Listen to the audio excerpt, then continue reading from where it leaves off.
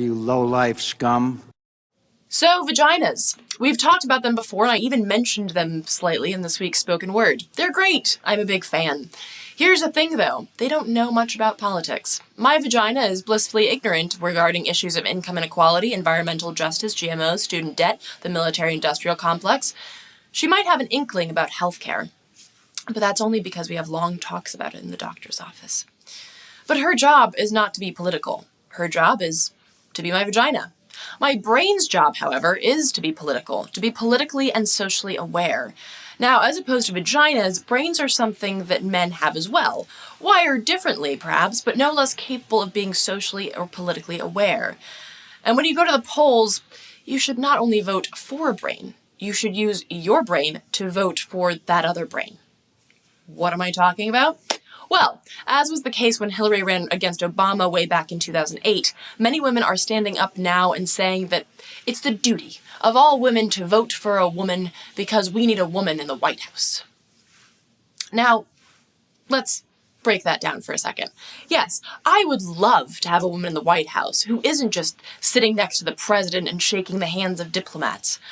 But does that mean we'll accept any woman? No. The quality of woman matters here because the quality of president matters. Now again, I am not going to stand here, or sit here, and say vote for Bernie. I'm not going to stand here and compare Hillary Clinton to Sarah Palin because, but I will stand here, and sit here, and say look at facts, not genitals. Look at who's bankrolling who. Look at track records. Look at details like how staffers and interns are treated. Look at the people running the campaign and the outside friendships. Business relationships and ties. Look at how the candidates back up what they say, because both you and I know that what is said on the campaign trail means about as much as the I love you that you drunkenly spewed to the bartender when he gave you an on-the-house shot. Don't fall for empty campaign promises, and do not fall for the ironically anti-feminist move of suggesting that because someone has a vagina, they need to think with it. I mean, did all black people vote for Obama? Were they supposed to? Were they obligated to vote for him because of the color of their skin and his skin? And if you answered no to any of these questions, then logic would follow that you would answer no to the question of voting for a woman because of her genitalia. So, do not listen to the ass buckets who would try to guilt you into voting with your vagina or voting for a vagina because you're a feminist man. All this means is that they lack the intellectual capacity to vote with anything but their own genitalia. And that's not who you want to be taking advice from. In terms of who you should be taking advice from, might I suggest that we all...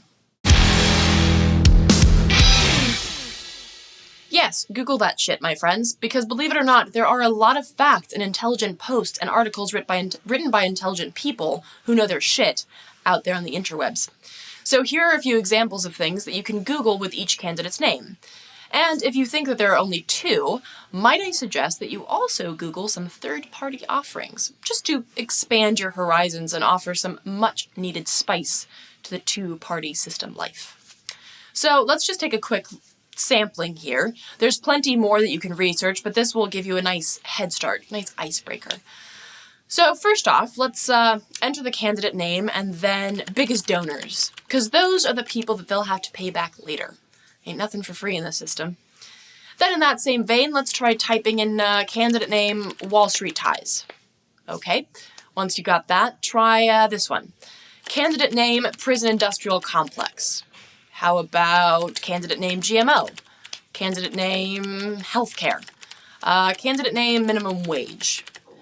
This block of info should keep you busy for a long time, but please do branch out. There are so many issues that I didn't mention just now that might be closer to your heart, so you should Google the shit out of those two. Peruse the articles that come up, although I strongly recommend that you avoid corporatized and propagandized media outlets.